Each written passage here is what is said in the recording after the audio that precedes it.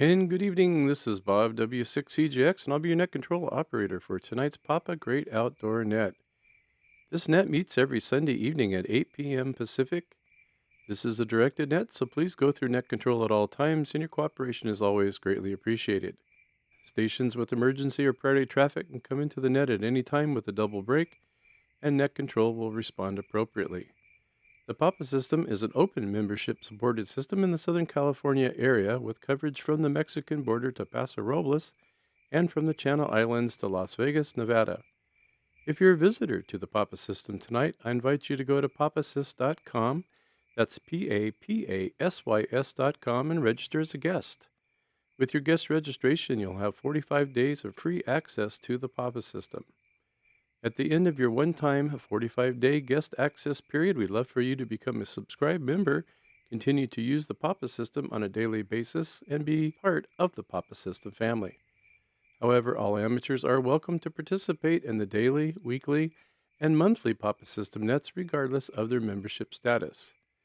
Again, this is the Papa system, Great Outdoor Net.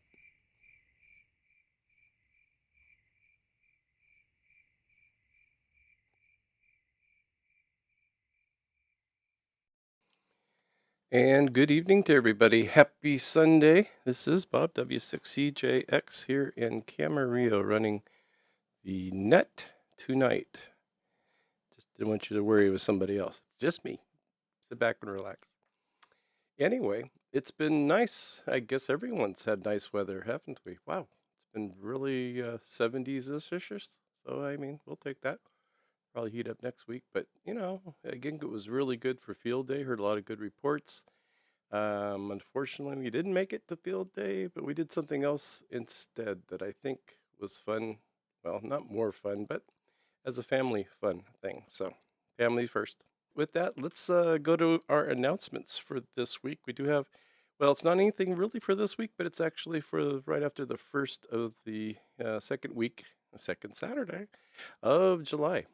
And so that's actually when it's going to take place. But we do have a new venue, so pay attention to that. And here we go.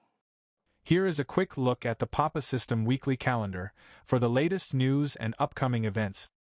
The Papa Inland Empire Breakfast. Join us at our new venue. Papa will be meeting in person on Saturday, July 11th, 9 a.m. at the Redlands Municipal Airport Lobby. 1755 Sessoms Drive, Redlands, California. Because there is no food service at the airport, the Papa Inland Empire team will arrange for donuts and coffee for starters, and will be open to reasonable suggestions from our members for future alternatives. We will be offering ham license testing at 8 a.m. for technician, general and amateur extra class licenses. So come out and join us at our new Inland Empire breakfast venue and meet up with some of your on-air friends who you enjoy talking to on the air. Everyone is welcome to attend. The Papa West Side Luncheon. Papa will also be meeting in person on Saturday, July 11th at 11 a.m. at the Sizzler in Culver City. We will be offering ham license testing at 10 a.m. for technician, general and amateur extra class licenses. Special presentation, parachutes. Papa member Bill KJ6GEU will be speaking on the development of the Orion and SpaceX recovery parachutes. Before he retired from airborne systems in February 2025, Bill was the chief engineer leading the research and development team. He worked the very early days of both the Orion and SpaceX recovery parachutes in the California division. Please RSVP on the Papa website for the Inland Empire Breakfast, the West Side Luncheon, and for ham license testing at both locations. As always, the Papa Quick Start program runs in conjunction with all our test sessions and is a benefit for newly licensed technician class ham radio operators. Please see the Papa website for more information. Newly licensed hams are encouraged to join the new Hams Net Wednesday nights at 7 p.m. with Steve, KI6LOV, and please mention if you were part of the Quick Start program. The new Hamsnet is a great place to be able to connect with fellow new amateur radio operators. The USS Midway Museum radio team, NI6IW, will be on the air on Saturday, July 11th from 0900 to 1600 Pacific Time. They will be commemorating Independence Day. Please check the Papa website for all operating modes and frequencies. All this information and a whole lot more can be found on the Papa system emails and on the Papa website at papasys.com. Well, we do have quite a bit going on here on the Papa system, as always, but this is one of our bigger months. When July, the first 2 weeks of any month, we've got quite a bit. So put those in your pocket if you're interested in doing the.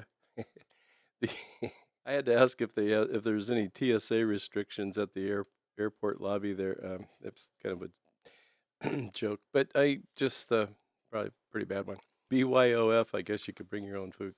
Well, they're going to have some donuts and things, but it's a new place, so take it in. It looks nice. I saw the pictures on the website. So with that, let's see if anyone else has any other announcements. Announcements only at this time for the net, please. Come now. Okay.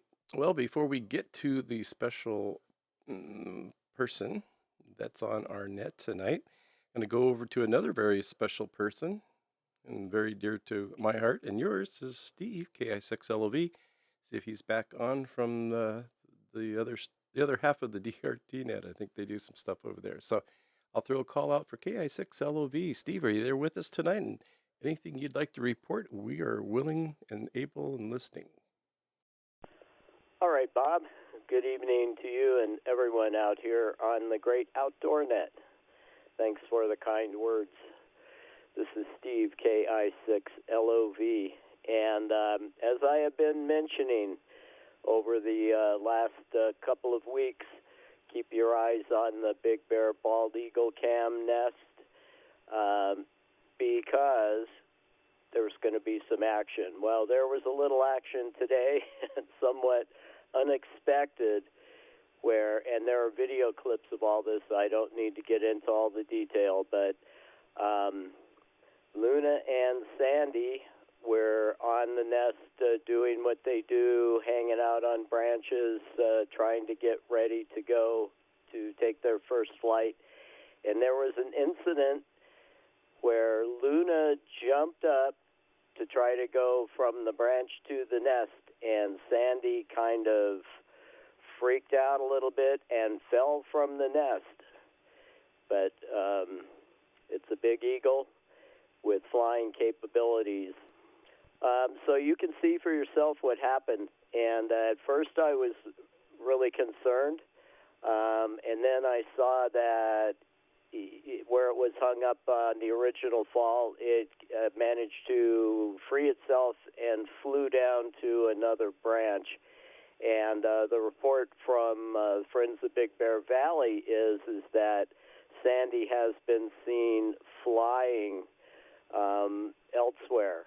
So it's okay, and will likely come back to the nest once it kind of gets the idea of how to fly. And not only that, I think Shadow and or Jackie will be helping her out.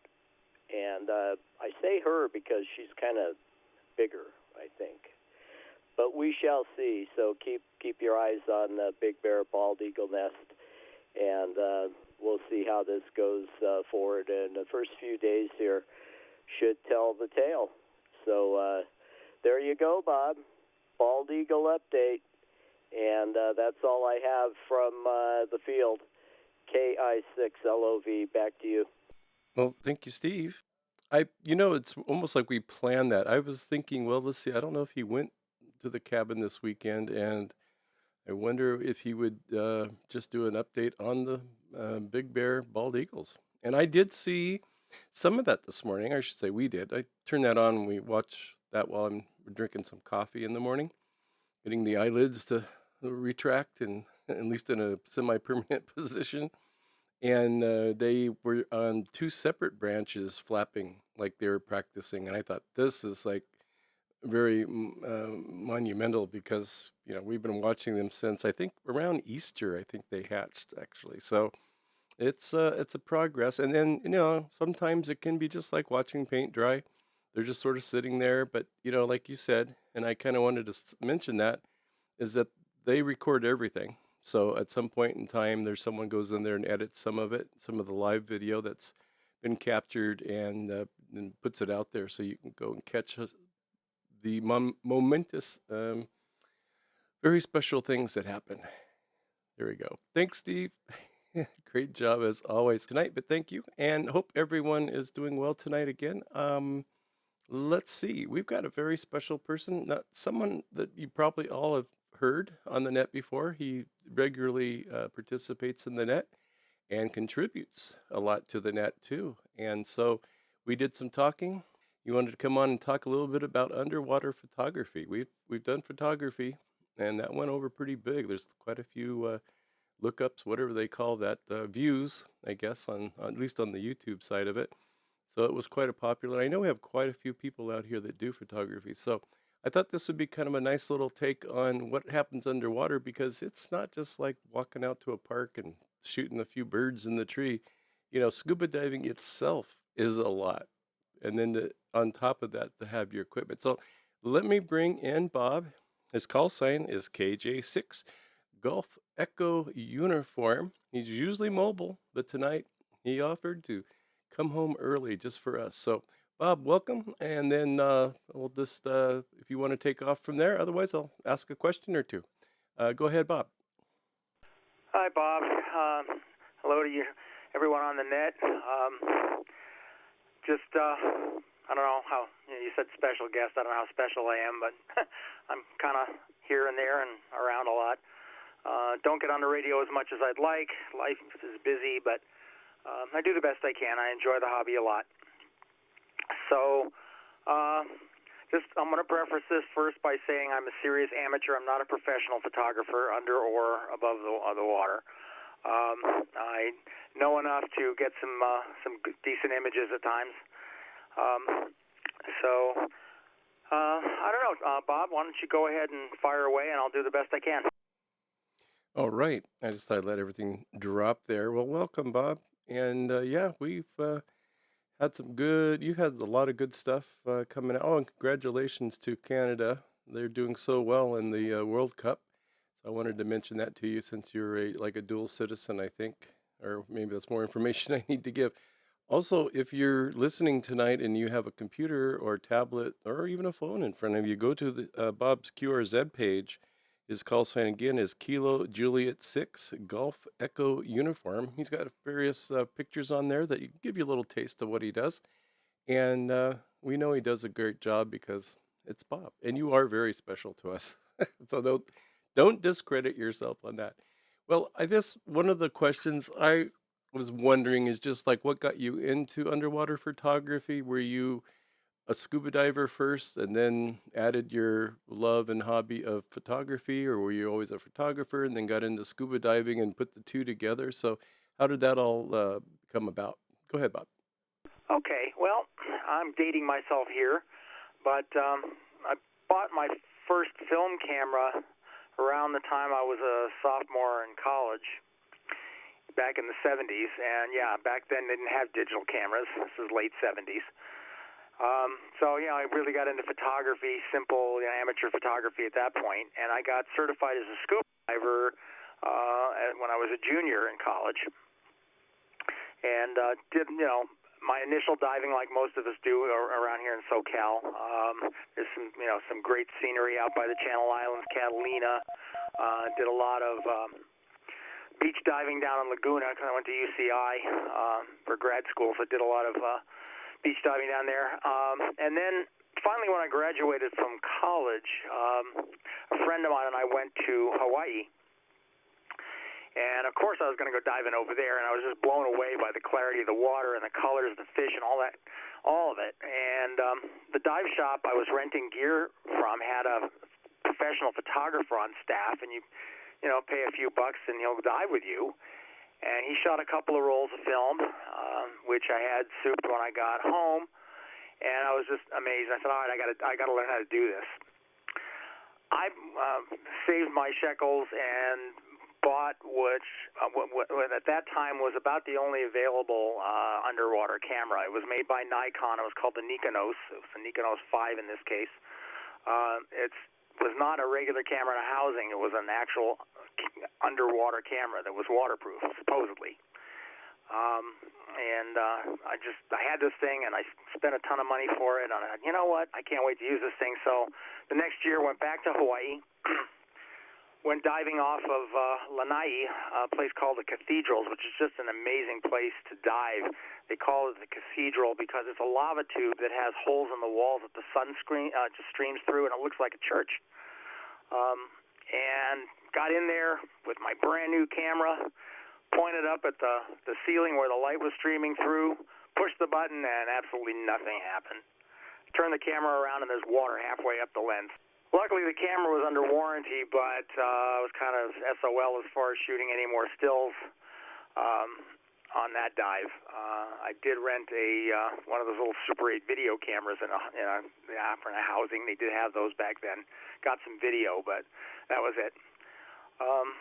I got back, life got in the way, graduate school, busy work. Didn't go diving again with a camera for quite a while. At that point, they did have actual small digital cameras and housings available, so I bought one of those.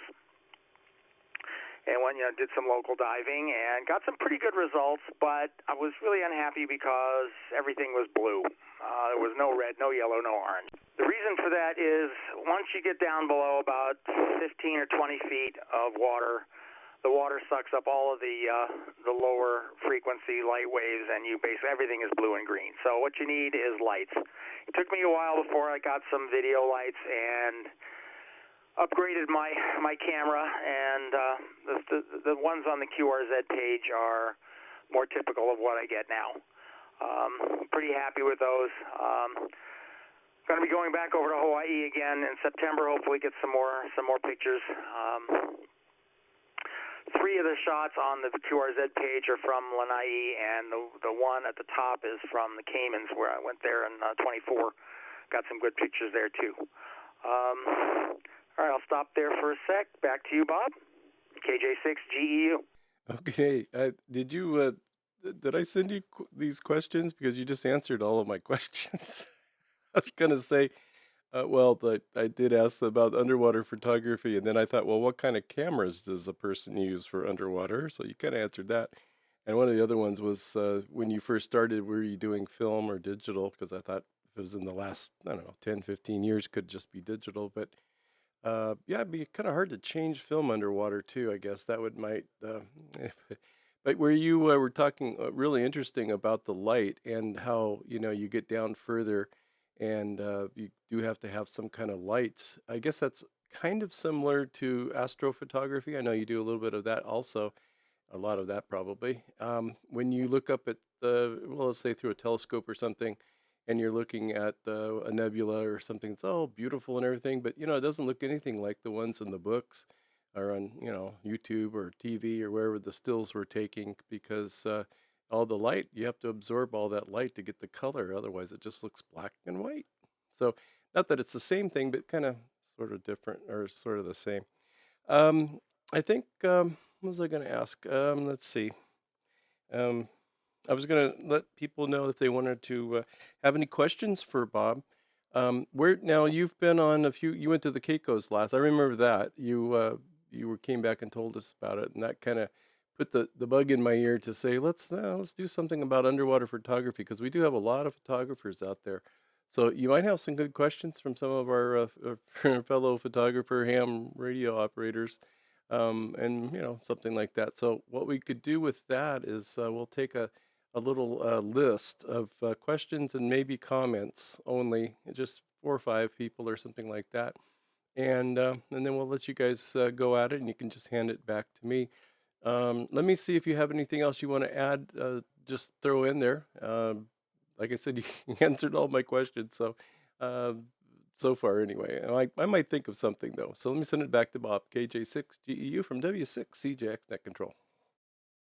Thank you, Bob. Yeah, actually, there is something I can throw out here. As far as gear, there is a very wide range of gear you can use and money you can spend. You can go absolutely insane or you can keep it simple. Most of us have a camera on us all the time. There are some good underwater housings for smartphones out there. Sea Life makes one.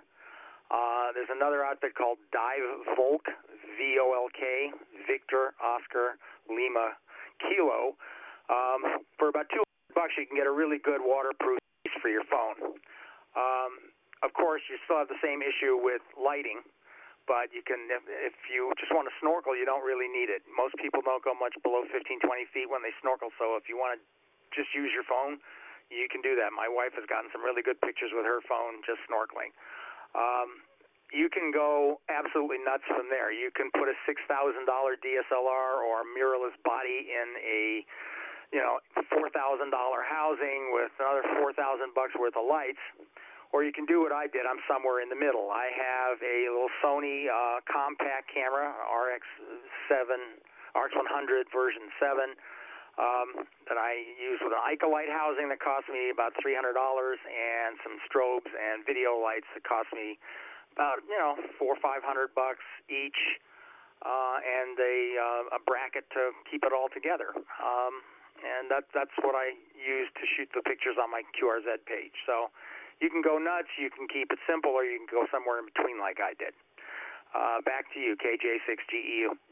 I would say exactly what you did is probably the fairest thing. If you're serious, let's say you're a photographer, well, it is an interesting thing. Like I said, which came first? Was it the photography or the scuba? Because, we've got scuba divers out there that are probably wouldn't do any more than maybe get a housing for an iPhone. And then we've got the people out there that would want to go for the full Monty, the full package, and really get into it. But being a scuba diver, or an ex-scuba diver, I should say, I was NAUI certified back in '76. So that was a lot of fun. And I took my certification in a place that wasn't even close to the ocean, in Yuba City, California, Northern California. And we had to go out to Fort Bragg to do our ocean dive, open water ocean dive. And we did a freshwater dive, like close by. And then the rest of the time we were in the instructor's swimming pool. But I did learn something very important. And that was when we do the ditch and dive, I think they call it, where you go down to the bottom of the pool and you put your fins underneath your tank. You take your tank off, put your fins underneath them, put your mask there, and then you go up to the top, and then you have to go back down and put all that stuff back on. And I, of course, first time hyperventilated. I was like, ooh, ooh, ooh, ooh. And he just gave me the thumbs up, go, to surface. So I went back up, and he says, look, go down there, get your regulator in your mouth, turn on your tank. They wanted us to turn the tank off. I just pretended to turn it off. But anyway, just went through the motions. And anyway, so he said, once you get your oxygen, once you're breathing, you've got your regulator purged and you're breathing air, you got the rest of the afternoon. You can put this stuff on and take your time. And it didn't occur to me that that's what you needed to do. And that was kind of a life lesson for me. I've carried that in through a lot of things I've done. Okay, well, thank you, Bob. Let's see if we have anyone that has a few questions for Bob. We'll just take a kind of quick round or whatever we can get. We may be overwhelmed and we may not. We'll see. And if you have a question and or a comment for Bob, we'd like to hear from you. And let's take them now. Please come now. W6CJX is your net control. November 6th, Alpha, Quebec, Dale. Kilo Delta 6, Lima, Bravo, Logan. November 6th, Hotel Alpha Lima, Hal. Kilo Oscar 6, Delta Golf X-Ray, Rick. Well, you're getting off easy tonight, Bob. I told Bob earlier, I said, if you get nervous, just picture us all naked. Wait a minute. Don't do that. You may never see that. All right. Well, I picked up Dale. I didn't write your name down, Dale. I guess I don't really need to.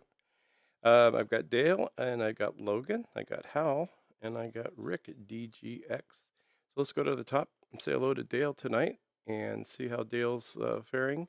How's things going with you? You can always talk about other, what's going on in your life too. Or as we get down after the question area, if we wanted to just do regular check-ins, people can talk about field day or anything you want to talk about. So, but let's keep it with Bob for right now.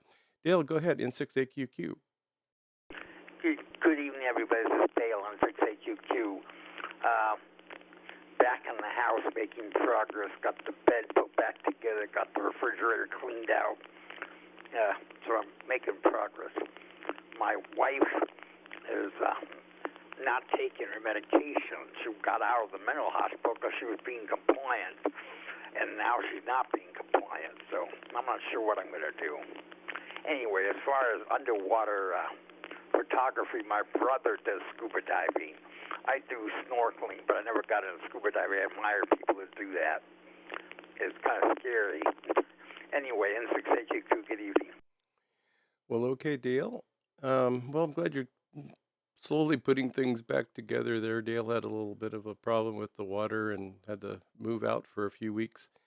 And it sounds like he's finally getting things a little bit back to normal. Yeah, snorkeling is, and I know Bob would agree with that too. It's it's a great way if you don't want to go through a diving certification and just want to maybe get out there, especially if you go somewhere really nice. I mean, if you go to Hawaii or you go to the Caribbean or something like that, and you just can't help, you just go, whoa, your first thing you do, your jaw drops, and then of course all the water goes into your mouth. But it's just amazing if you haven't actually done any snorkeling in those tropical places. So, all right, thank you, Dale. And let's say hello to Logan, KD6LLB. Let's see what Logan's has for us tonight. And if you do have a question for Bob, just go direct.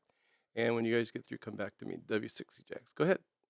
Good evening, Bob and all the Bobs and everyone else out there. This is Logan, Kilo Delta 6, Lima Bravo, coming in on All-Star.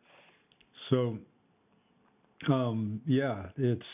photography underwater, I have enough experience, which is almost no experience, but it's enough to know that it's actually pretty challenging. I got certified with some of my very good friends in 1991 at UCLA with the basically the marine biology department and all the other related students and programs that did serious diving for research and that kind of thing. And it was a really good program. And I remember some people had basically these pretty elaborate, I don't know if they're called racks, rigs, whatever, but with offset lights and cameras. I never was around them when they were in use, but I've taken the old, if anybody remembers those waterproof disposable film cameras, single use. I've taken those on dives. In fact, some of my favorite pictures in my whole set of photographs is of our first dive out at Catalina with one of those. But it's a challenge. I've tried using those for surfing, and it's hard to carry that stuff around while you're doing stuff in the water. So I guess my question is, can you sort of describe what the kit looks like when you've got your camera and lights and everything else that you end up with, and how you get it from the boat into the water, and basically how you lug all that expensive gear around and end up in the water and take pictures and not have broken equipment and that sort of thing. So I'll hand it to Bob. The KJ6GEU Bob, KD6LLB. Hey, Logan. Thanks for the questions. Always good to talk to you. As far as rigs go, it's just amazing. The last time I was over on Maui, there was a guy.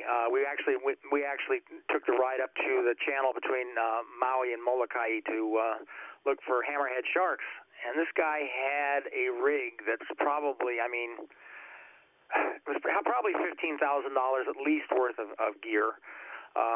He had 3 or 4 strobes, a big DSLR and a big housing, and a very large, trays. Probably the whole rig was probably 4 feet tall. It can get a little bit unwieldy. That's just too much gear for me. My setup is a lot smaller. Think about maybe 2/3 the size of a small an iPad. Would be about the size of the camera and housing. I've got that and one strobe and one video light on a bracket. The whole thing is probably maybe I don't know, 2 feet long, something like that. And each of the lights is on some arms that are actually flexible. You can move them around. And so basically what I do is, take the giant stride entry off the side of the boat or roll backwards into the water and have one of the crew handing my camera. That's the easiest way to do it. Once you're there, once you're underwater, what's very important is buoyancy control. If you don't have you don't have neutral buoyancy, you're going to be fighting it the whole time. You're going to be trying to stay level. You're going to be either floating up or sinking, and it's kind of hard to take good pictures when you're worried about, landing on the coral or floating upward. You got to master neutral buoyancy. Another thing that's really important is to kind of, make your movements slow and easy.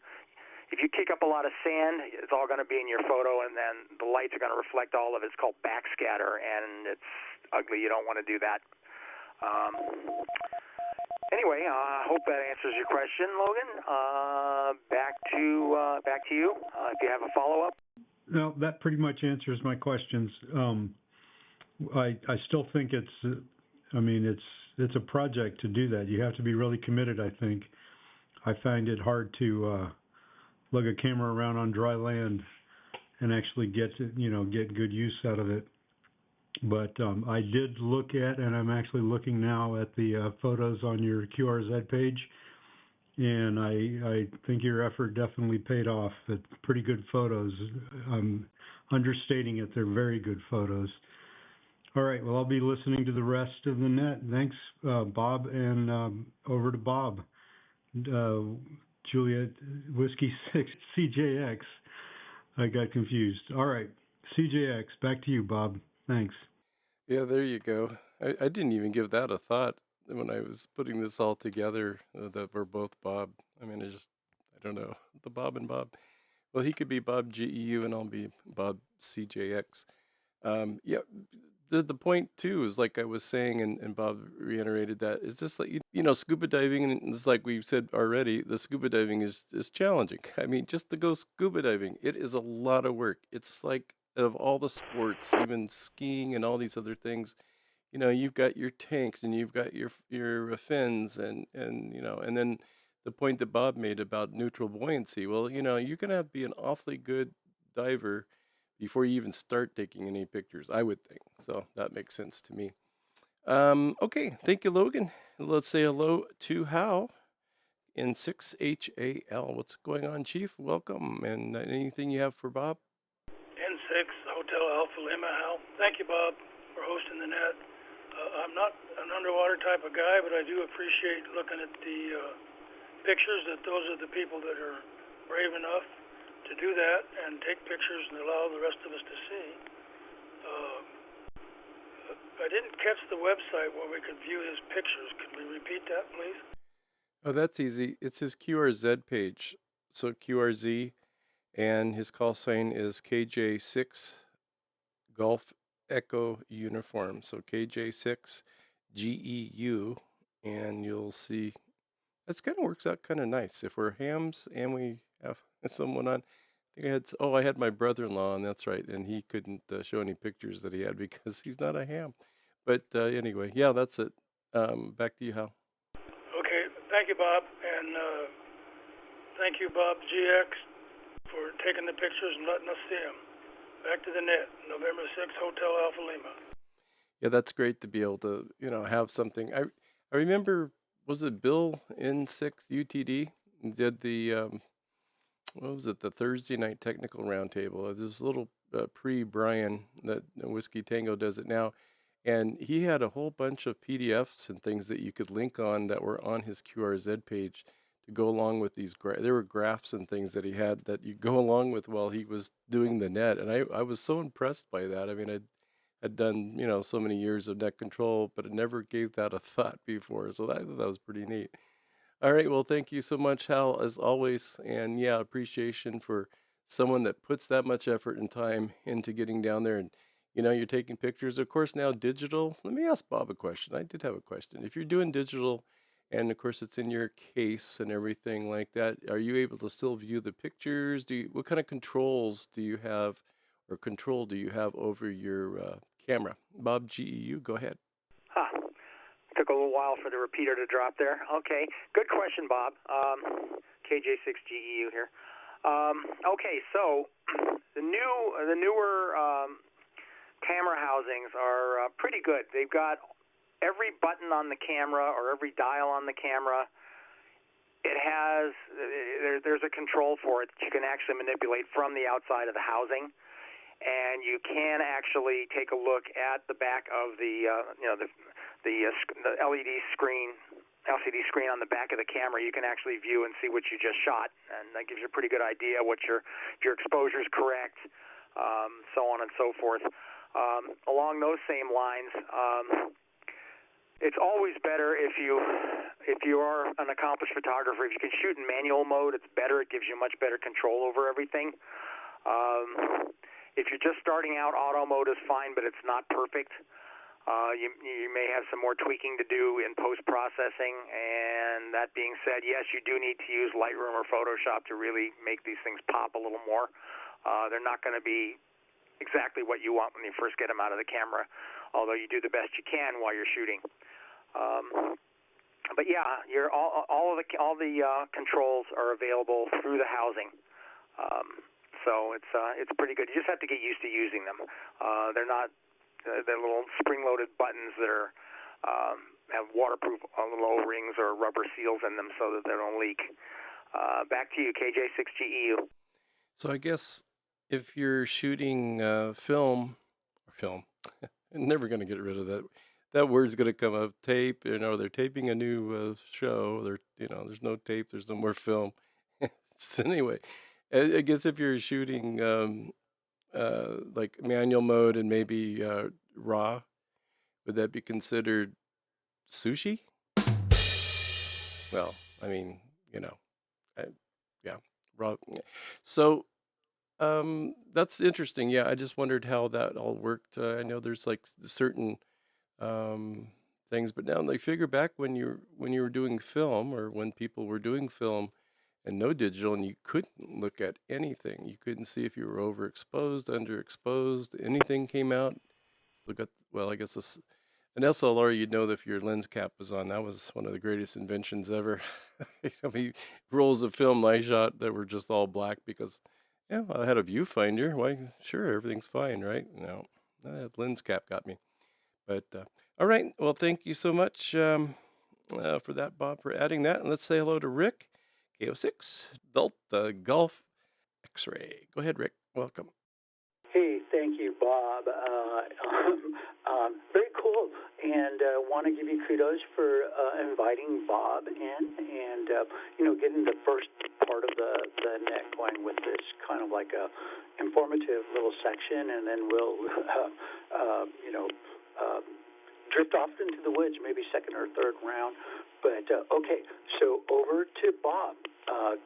Like three questions for you, Bob, the diver. First of all, my comment for you is, yeah, you are a special guest, because it's very cool of you to take your time and spend it with us and share your expertise. And then something else I think is kind of cool too is that you're not a professional. You're like a very avid person involved in this activity. So sometimes the people who are professionals can just get a little bit ahead of us. And so I think you kind of keep it a little bit, or generally a person who's not a professional or expert or something like that, but avid and knows what they're talking about, makes it easier to digest for like the garden variety consumer. So, okay, real quick, questions for you are, what depths do you operate as a non-professional, and as compared to the depths, what depths do the corporations operate at, the ones with the deep pockets and all that stuff? And then the second question is, what fish do you look over your shoulder for? Have you ever been bitten by a fish or a shark? Are they out there that you have to like kind of be really aware, or is that kind of overblown and in the movies and stuff? And then last question for you, what band had a smash hit called Barracuda? KO6GEX, over to Bob. Thanks a lot. Okay, so Barracuda, and it was one of the girl bands in the 90s or the late 80s. I can't remember which one they were. Was it Pat Benatar? I can't remember for sure. Okay, so never been bitten by anything. The funniest story I have is I was diving with a friend of mine. We've known each other since the 4th grade. We've been diving together quite a bit.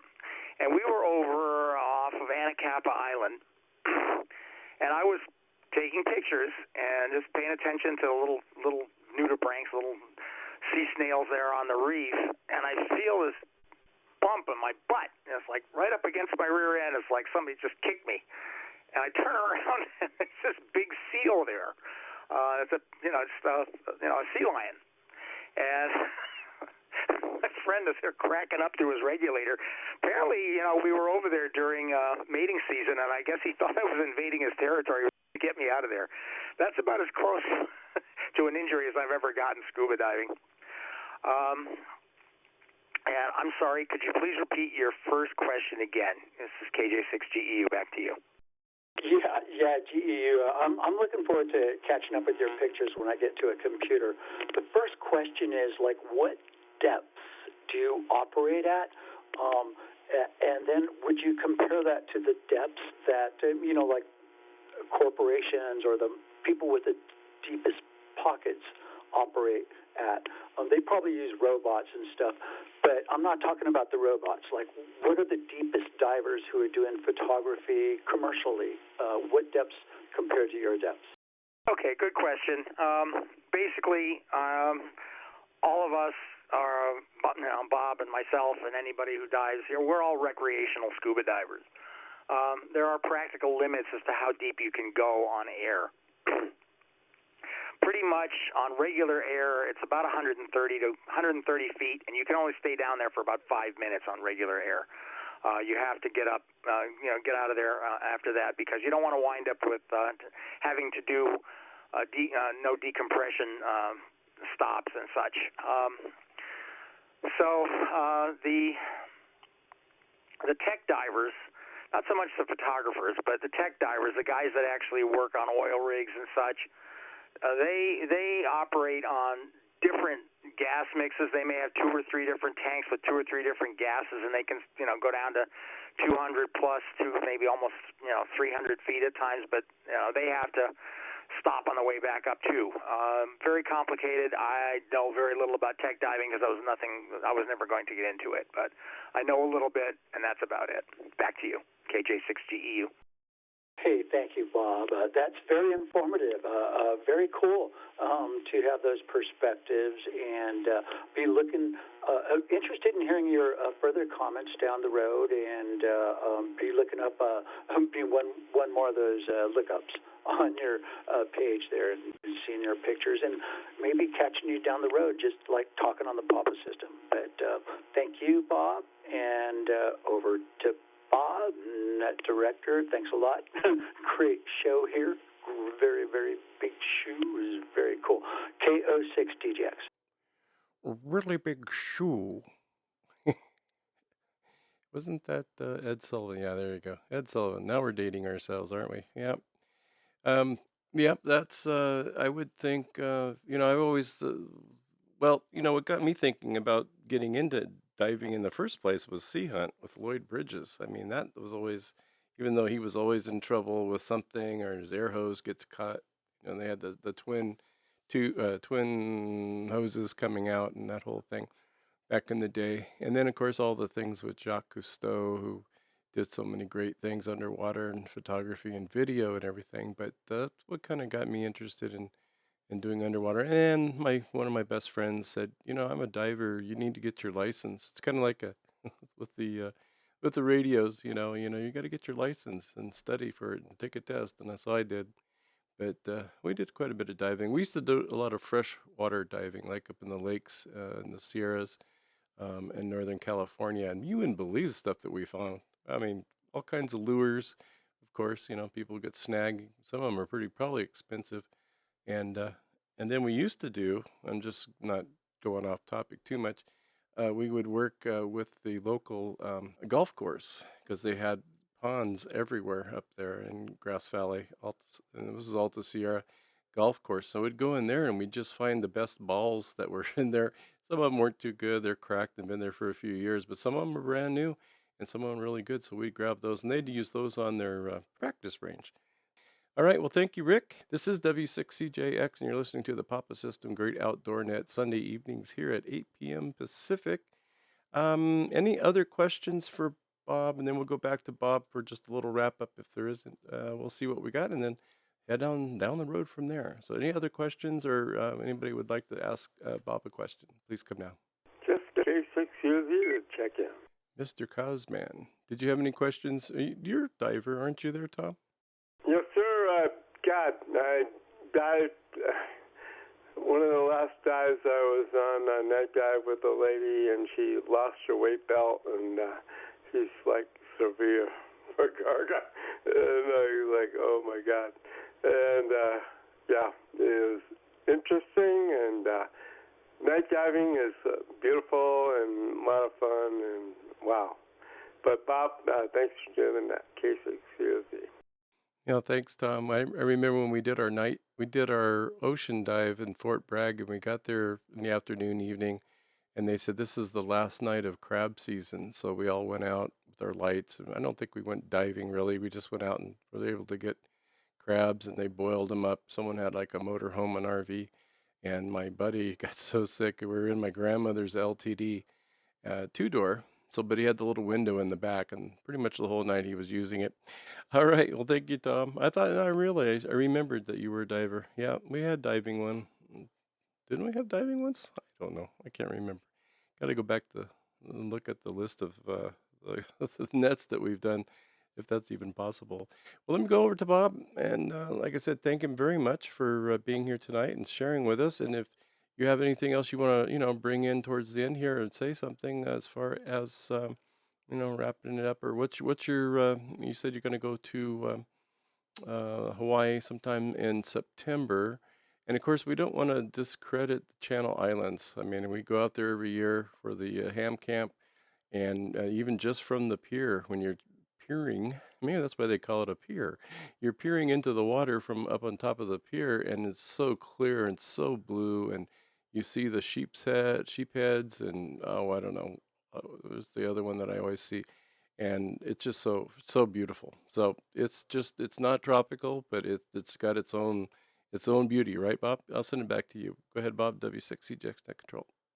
Hi, Bob. Yeah, KJ6GEU. I just got back from Italy.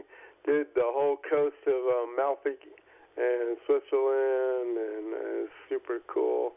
I was a dive master on that trip. I was talking about the girl, and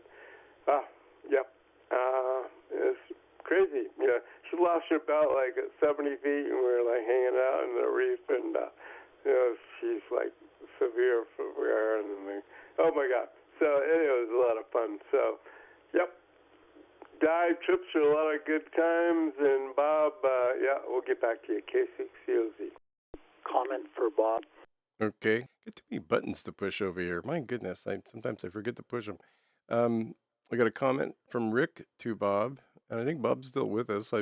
I was turning it back to Bob. Go ahead, Rick, with your comment, and then then Bob just pick it up. GEU, Bob. Hey, thanks, Bob.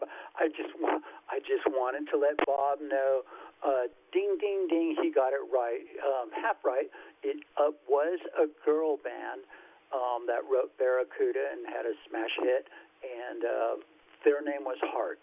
So listen up for the rest of the net, and might be checking back in. So just look out. KO6DX. And go ahead, Bob, and pick it up. Okay, well, I'll take half a point. It's better than a loss. Sounds good. And speaking of which, my Canadians won today, which is good. Tom, Amalfi Coast. That's where my paternal grandparents are from. So I'd love to do some diving over there as well. And like you said, night dives are great. All the critters come out. It's fun. It's fantastic. And I can actually recommend, if you're ever over on the Big Island of Hawaii, off of Kona, they do a dive at night over there where everybody sits around on the bottom about 40 feet down, shines a light up at the surface, and it brings in the plankton, which brings in the manta rays. And I've got some fantastic video from one of those dives. I'm going to do that again this time around. As far as the Channel Islands, yes, there's some great stuff out there. The Garibaldi, the Sheep's Head, the kelp forest, very, very pretty diving. So, yeah, I guess that's about it. I also wanted to say, Bob, I guess you and I got certified the same year. And I know you had mentioned Astro before. I mean, we can talk about that another night.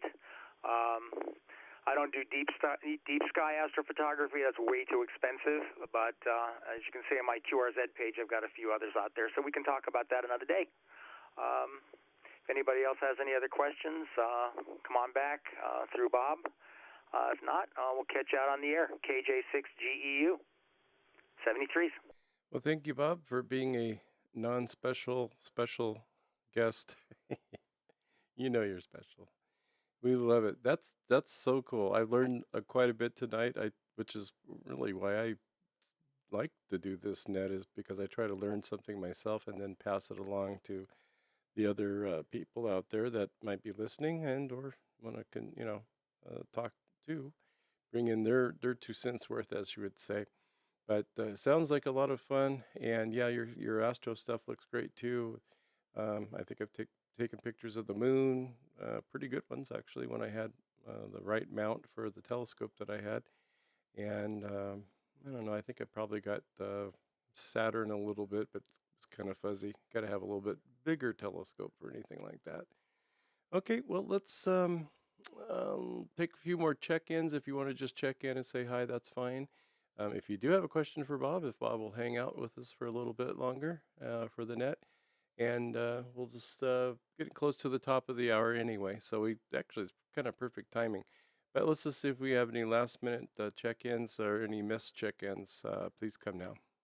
KC6ESW. Kilo 6 Delta Victor. Kilo Oscar 6 Delta Victor Zulu. Kilo Oscar 6 Hotel Romeo X-Ray Gary in Wellington KO6HRX. N6IET. All right, looky there. I mean, that's a nice little addition to the end. Appreciate that very much. Okay, so I picked up Mike ESW. I got Ellen KC6ESW. Mike, welcome to the net. If you have anything for Bob, you can throw it over his way. Otherwise, just to check in. Anything you got for the net, please come now. W6CJX and the net, KC6ESW. Nothing for Bob, but just wanted to pop in, do my due diligence, and be counted. Again, this being the outdoor net, I can't not mention the fact that one of the eagles today in Big Bear was fledging. Got bumped out of the nest and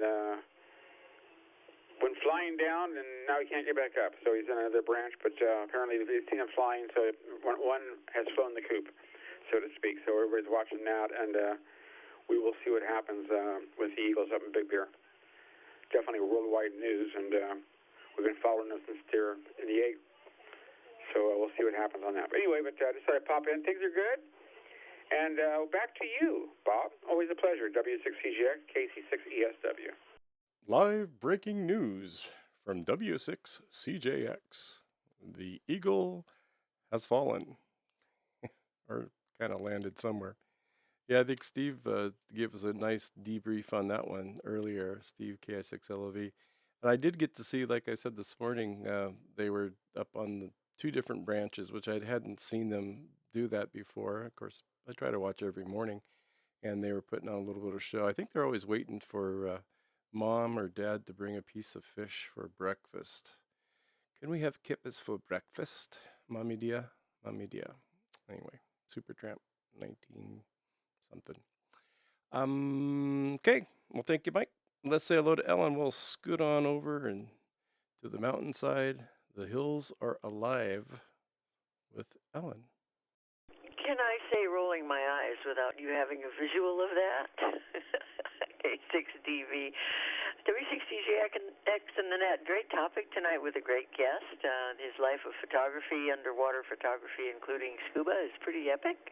I was certified in 1968 and did some scuba diving on that boat trip you know about.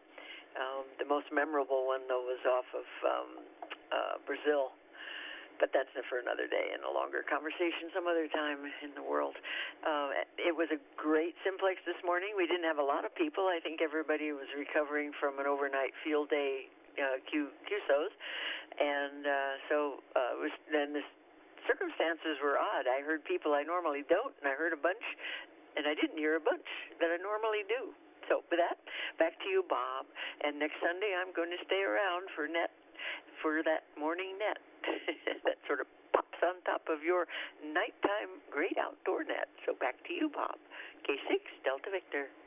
Well, thank you, Ellen. I wish I could participate in the Simplex net. I mean, I can.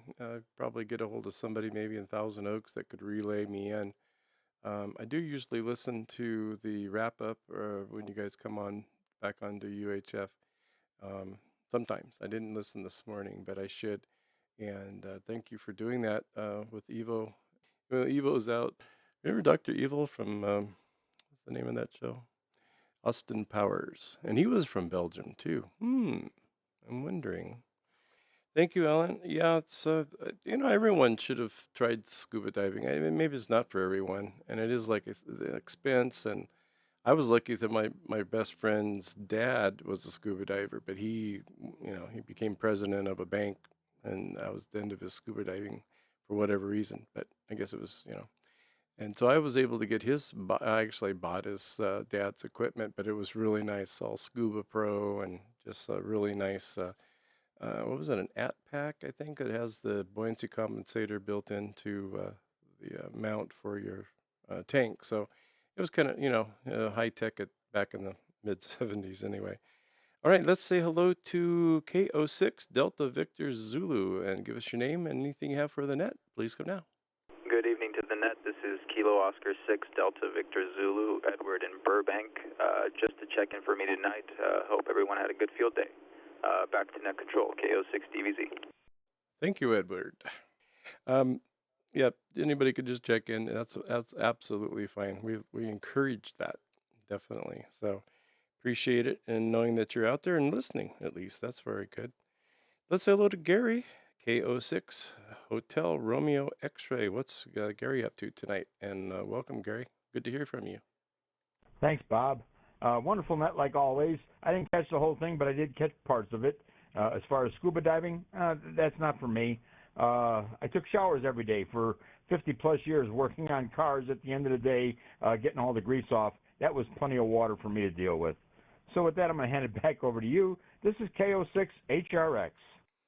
Well, thank you, Gary. Yeah, that's pretty. Yeah, I did too back in the day. I used to work on cars, and or what was probably worse is when I worked in restaurants and I used to get all the grease, in my hair or whatever. Grease fire. There's a grease fire in the cook's hair. Everybody always say you smell like grease when you come home. And it's like, so I have to get in the shower and use some really good scrubbing down a little bit there. But thank you, Gary. Good to hear from you, my friend. And in case you missed the net or any of the nets, you can always. The Papa System has a great outdoor net archive that can be found on the Papa System website by accessing the homepage and drop down to YouTube tab with over 100 episodes that you can listen to anytime. These are a non-for-profit podcast for the pure love and joy of the great outdoors and amateur radio. Tom's got some emergency traffic or something going on here. So let's check in with Tom, K6COZ, and then we'll pick up Rick, N6IET. Go ahead, Tom. Thanks, Bob. Heard that. Some kind of weird thing going on there. Anyways, I just want to check in and say hey. And I never do analog, so my first time here on analog. So, okay, Bob, sounded good. Miss you guys. Love your deal, and let me know when you if I can bring my cooler and stuff over there to the island. I want to check it out. Catch you later. Bye. K6COZ. Okay, Tom. Sounds good. Yeah, we'll be working on that coming up pretty soon, in August, week of the 17th, something like that, which is a Monday, I think August 17th. And then that'd be probably about the length that I would stay, is probably Monday through and then come Thursday and then come back Friday. But we do have reservations, I think, from Sunday to Sunday. So we can get other people to go. And if they want to go early or stay late, they can do that too. Thanks, Tom. Let's head over to someone who's been to that island quite a few times, more than I can even remember because it's been so many times. But we do miss him now, and we'll get you back over there one way or another. N6IET, Rick. Thank you, Bob. This is Rick, N6IET. Yes, I have all of the equipment that I've always wished I had when I went to the island. I have the deer cart with the very lightweight wheels instead of the 15-pound wheels that it came with. I have a beautiful Coleman stove that runs this fuel that you can buy at any grocery store. Anyway, I have everything I need, but not the wherewithal to actually go there anymore. I went to a park here in Santa Monica for field day yesterday. I rode an e-bike there, no problem. I love e-bikes. If I could take an e-bike to the island, I think I'd still go. But when I tried to walk between my CW site and another club member's single sideband site, which was 900 feet away, I walked that and I almost died. I swear I cannot walk energetically anymore. I used to be a fast walker. I used to always, go around people that were in front of me that were walking, and that's now everybody goes around me, and I swear I don't have enough oxygen to walk more than about 2 steps a minute. So that would be a big handicap on the island, because the first place I'd want to go is to the top of that peak overlooking the Scorpion landing. And I don't think I could even make it up there and still be alive when I got to the top. Anyway, if anybody wants to borrow any of my stuff, I've got a tent, I've got a sleeping bag, I've got an inflatable rubber mattress, I've got the very lightweight deer cart. Just let me know. You can email me. My email address on my ArtQRZ page. I'm going to turn it back to you, Bob. But it's good to hear your voice. And I'm hoping Crispin is still up, because I want to invite him to our club meeting on this coming Saturday. He lives about 5 blocks from there. Who knew? This is N6IET. Back to you, Bob. Well, thank you, Rick. Yeah, some great memories we've had. A lot of good times, you, Adrian, and myself sitting there and solving all the world's problems, at least back then. I don't know if we could solve them now, but they were definitely somewhat doable, I guess, before. And I did upgrade to the lighter wheels. It took me a while and I had to do some modifications, but it's so light now. If they say, "Oh, no carts," I'll say, "Well, it's not really a cart. This is our kitchen setup. You put your stove and stuff on." They usually go, "Oh, okay." So, but yeah, you have some good stuff. And if you go back a couple nets on the archive on the YouTube page, you'll see we had a "Don't Throw It Out" subject 1 or 2 nets ago. They all start to run together over on this end. And definitely keep your stove, keep your tent, keep your sleeping bag, because you never know. And especially we need to prepare ourselves a little bit with all this action going on with the shaking. And, as you've seen with Venezuela, it's, wow, I can't even fathom, 50,000 people are still missing. Oh my gosh. So anyway, hopefully we never, ever see anything quite to that magnitude, but we should be prepared. So KD6LLB, if you have a second, Bob. Go ahead, Logan. Okay, thanks, Bob. Let me make sure. Okay, I don't hear myself because I don't have my headphones on. All right, this is Logan, KD6LLB, returning with a comment for, first, GEU, thank you again. That was excellent. I enjoyed listening to your describing your scuba diving photography. To Rick, I eat transistors, IET. I just wanted to let you know I will relay your contact information to Crispin and let him know that you were trying to reach out to him. And I'll add that he was he mentioned the antennas that you showed at the field day event yesterday, I guess it was, and he appreciated it, and he's very interested in that whole everything you demonstrated. And I'll also add, it was good to get to go to the island with you back in the day, and I hope to do it again sometime in the future. So take care, Rick, and I'll hand it back to Bob. Thanks again, both Bobs. KD6LLB. Okay. Well, thank you, Logan, for that too. And yeah, we had some good times out there. I think this will be, well, if we don't think about the 1 year of COVID, we couldn't go because it was closed. I think it'll be my 16th year going out there consecutively, which is quite a bit. But once you go, man, you just can't go once. And anybody wants to go for a day trip, I highly encourage it. It's a crazy day trip. I mean, not crazy bad, crazy good. All right, with that, I'm going to go ahead and close the net. I need to go down the hallway, so I'm going to run down there. But before I do, I'm going to say thank you to Bob for taking his time tonight. I mean, we really, really appreciate it. I know we all do. I can speak for everyone that's on the net tonight because, you know, he's usually traveling back and he always, when he can, he always checks in with us. I really appreciate Bob as a fellow ham and a contributor to the Great Outdoor Net. I'm going to say thank you to the Papa System for allowing us to have all these nets that we have on every night of the week, which I enjoy the nets. I'm just a net person, I guess. I enjoy that the most. And thank you to Cecil for his legendary leadership, and of course the tech team who does all the good work. Thanks to Darren and Chris and Ira and and there's so many. Another Bill out there, and then people that do a lot of good stuff for the behind the scenes stuff that we don't know always. So got to give them kudos always, always, always. And of course, all the net controllers, because I are one. And so with that, I'm going to go ahead and close the net at 21:15. Wish everyone a good week ahead. This is where we start it here on Sunday evenings, start the week. So Monday's not quite Monday. It's the next day after Sunday, something like that. But have a great week. Look forward to, let's see, this week we've got the multi-mode net. So you multi-moders out there, get your motors running. Get all your radios in order for another fun and exciting time on the multi-mode net Wednesday night at 8 p.m. following the great New Hams net. So there you go. W6CJX will say goodbye 7-3 and happy outdoors and have a great 4th of July.